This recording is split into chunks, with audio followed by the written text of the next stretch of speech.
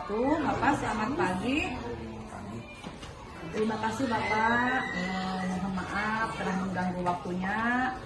Saya akan mengajukan beberapa pertanyaan Pak. Yang pertama, selama ini bagaimana Bapak dapat mengidentifikasi kasus-kasus yang merupakan dilema etika atau bujukan moral Pak? Mengumpulkan informasi. Ya terutama kalau di sekolah ya, yang paling dekat dengan keadaan siswa mungkin ya dari guru, kita minta informasi dari guru, bahkan mungkin orang tua, masyarakat sekitar lingkungan sekolah yang lebih dekat. Selama ini bagaimana Bapak menjalankan pengambilan keputusan di sekolah Bapak, terutama untuk kasus-kasus di mana ada dua kepentingan yang sama-sama benar atau sama-sama mengandung nilai kebajikan. Bagaimana Pak? Yang paling pokok kita mengadakan musyawarah. Kalau kejadian atau keadaannya yang menyangkut di sekolah, mungkin yang pertama, yang lebih awal diantaranya ya sementara musyawarah atau ngobrol sama guru-guru yang ada di sekolah. Ditindaklanjuti mungkin lebih jauh kalau menyangkut masyarakat ya dengan komite, bahkan bila perlu melibatkan orang tua dengan cara musyawarah menemukan kesepakatan. Nah dalam hal kasus tersebut mungkin ada dua hal ya yang kita temukan yang dilema itu dengan dua kepentingan, yaitu kita lihat dulu ini kepentingannya atau kasusnya itu misalnya hanya terlibat atau hanya kasus dengan kedisiplinan di sekolah atau mungkin di luar sekolah, bahkan mungkin ada kedisiplinan diri atau mungkin dengan yang menyangkut moral terutama dengan pendidikan agama. Pertanyaan yang ketiga Pak, langkah-langkah atau prosedur seperti apa yang biasa Bapak lakukan selama ini? Kita dekati atau panggil dulu kalau menyangkut orang, misalnya anak, kita ajak ngobrol dulu, barangkali ada masalah, misalnya dengan keluarganya atau dengan orang tuanya, atau mungkin dengan temannya sendiri, atau mungkin dengan bapak ibu gurunya, kita ajak ngobrol dulu sebelum kita melangkah lebih lanjut kepada musyawarah. Hal-hal apa saja yang selama ini Bapak anggap efektif dalam pengambilan keputusan pada kasus-kasus dilema etika? Kalau memang siswa, ya dari pendekatan yang lebih utama itu dengan pendekatan dengan siswa. Kalau memang sudah tidak bisa dengan pendekatan, karena melangkah dengan dengan pihak terkait, ya yang utama itu pendekatan dengan klien atau dengan pokok masalah. Hal-hal apa saja yang selama ini merupakan tantangan dalam pengambilan keputusan pada kasus-kasus dilema etika? Ada diantaranya yang berbenturan dengan adat kebiasaan di keluarga, adat kebiasaan di lingkungan tempat sekolah kita. Sebab yang saya pernah amati, di suatu sekolah tidak akan sama dengan sekolah yang lain, tergantung adat kebiasaan di lingkungan sekolah tersebut.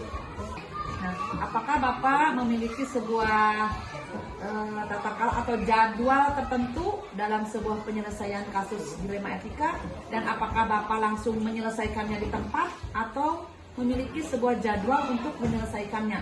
Bentuk atau prosedur seperti apa yang akan Bapak jalankan? Kalau jadwal secara khusus tidak, hanya bagaimana membaca atau melihat situasi apakah ini memang bisa diatasi secara langsung atau tidak, ya langsung. Kalau memang kita lihat bisa diatasi, ya misalnya kan siswa itu apalagi kita di SD, bahkan yang saya lihat secara umum siswa di SD itu sangat patuh kepada bapak ibu gurunya.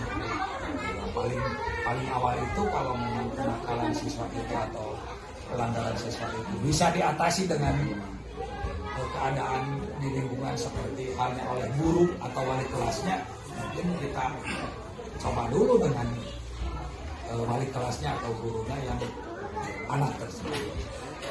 Adakah seseorang atau faktor-faktor apa yang selama ini mempermudah atau membantu Bapak dalam pengambilan keputusan dalam kasus-kasus dilema etika? Itu yang membantu tetap aja yang ada di sekolah, seperti Bapak Ibu guru yang ada di sekolah. Dari semua hal yang telah Bapak sampaikan, pembelajaran apa yang Bapak petik dari pengalaman Bapak mengambil keputusan dilema etika?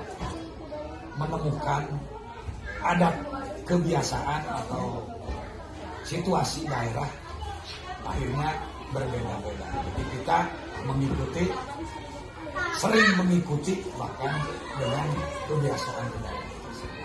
Jadi tetap tiap daerah itu ada hal-hal yang mungkin berbeda dengan daerah lain. Jadi ya, kita coba saja dengan mengikuti kebiasaan-kebiasaan atau di sekitar sekolah kita, baik dari bahasa ataupun perilaku yang mungkin dianggap baik sesuai moral atau etikanya.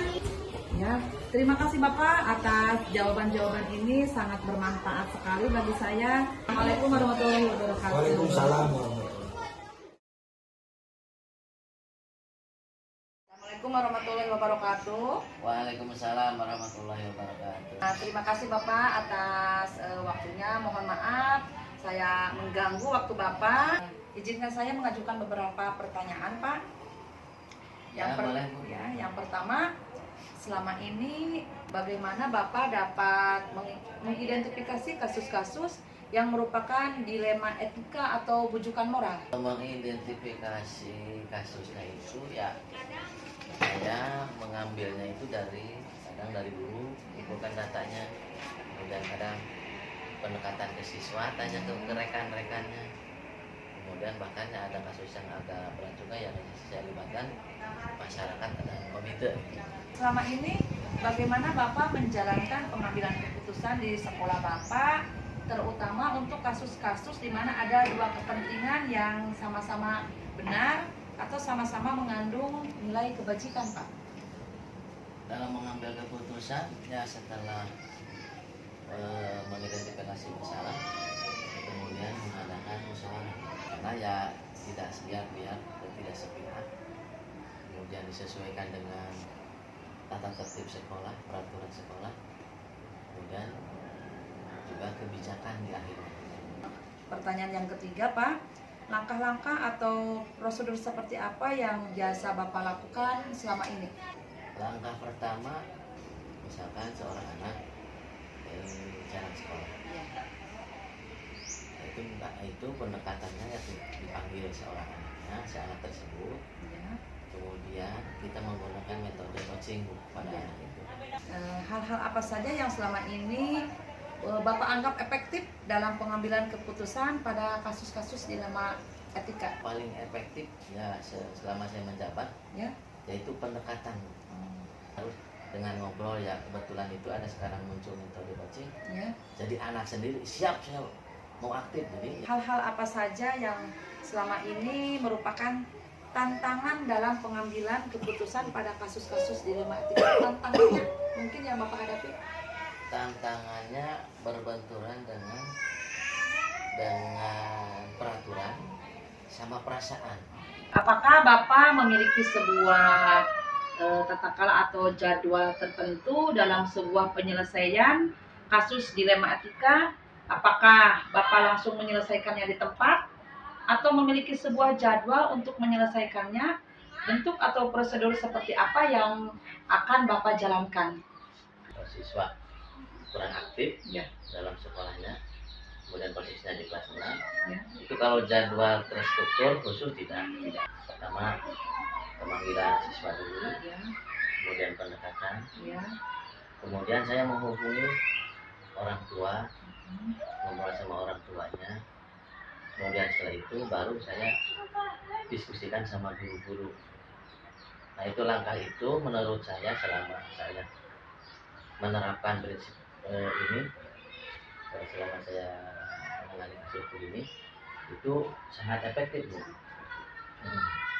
Adakah seseorang atau faktor-faktor apa yang selama ini mempermudah atau membantu Bapak dalam pengambilan keputusan dalam kasus-kasus dilema etika yang Lingkungan, ya, kemudian guru-gurunya yang respect, kemudian tambah komitunya yang aktif. dari semua hal yang telah disampaikan oleh Bapak, pembelajaran apa yang dapat Bapak petik dari pengalaman Bapak dalam mengambil keputusan dilema etika ini? Pengalaman yang saya rasakan Ya. ini yaitu kemampuan mengontrol emosional. Itu yang harus sekali dikuasai oleh seseorang dalam menangani kasus. Kalau posisinya kita kepancing sama anak, otomatis nantinya kita yang marah-marah. Ataupun saya pernah datang ke rumah orang tuanya. Orang tuanya kan belum mengerti, tiba-tiba marah-marah. Kalau kita kepancing, bukan beres masalah, tapi muncul masalah baru. Mempertambah masalah. Ya. Terima kasih Bapak atas jawaban-jawaban ini yang sangat bermanfaat sekali bagi saya. Amin, amin. Assalamualaikum warahmatullahi wabarakatuh. Waalaikumsalam.